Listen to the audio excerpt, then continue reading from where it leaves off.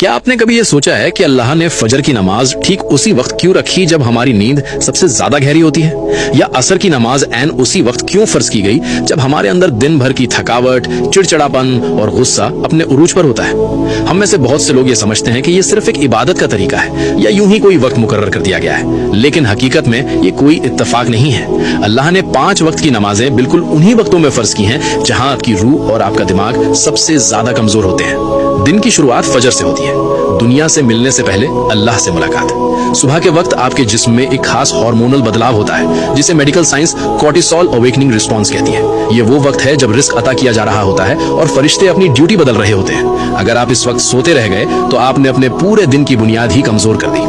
फिर आता है जोहर का वक्त। दिन के बीच में जब आप काम कर रहे होते हैं तो आपके जिस्म का एनर्जी लेवल गिरने लगता है, फोकस खत्म हो जाता है, दिमाग थकने लगता है और इंसान गलत फैसले करने लगता है। जोहर की नमाज आपके दिमाग के लिए अल्लाह की तरफ से एक परफेक्ट न्यूरोलॉजिकल रीसेट है। ये आपके दिमागी बोझ को खत्म करके आपकी तवज्जो को दोबारा बैलेंस करती है।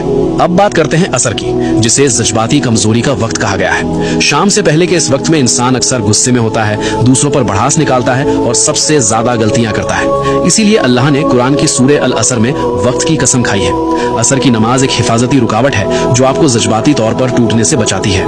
इससे पहले कि हम मगरिब और इशा के एक बहुत बड़े राज की तरफ बढ़ें, इस वीडियो को अभी अपने दोस्तों और अजीजों के साथ शेयर जरूर करें ताकि वो भी नमाज की इस खूबसूरत हकीकत को समझ सके।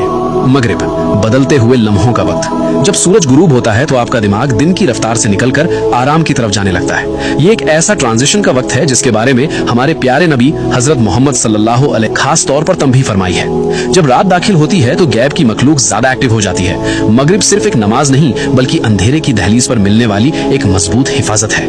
और आखिर में इशा, अंदर की दुनिया की हिफाजत। जब अंधेरा छा जाता है तो इंसान के अंदर ओवर थिंकिंग बढ़ने लगती है, दिल पर एक अजीब सा जज्बाती बोझ महसूस होता है। इस्लाम में नींद को एक छोटी मौत कहा गया है जहां आपकी रूह कब्ज की जाती है। इशा की नमाज गैब की दुनिया में दाखिल होने से पहले आपकी आखिरी हिफाजत है। याद रखिए, जब आप कोई नमाज छोड़ते हैं तो आप सिर्फ एक फर्ज नहीं छोड़ते बल्कि आप वो खास लम्हा खो देते हैं जो खालिक ने आपको संभालने और सुकून देने के लिए भेजा था। या अल्लाह हम सबको और हमारी नस्लों को 5 वक्त की नमाज कायम करने वाला बना दे। कमेंट्स में एक बार दिल से आमीन जरूर लिखें।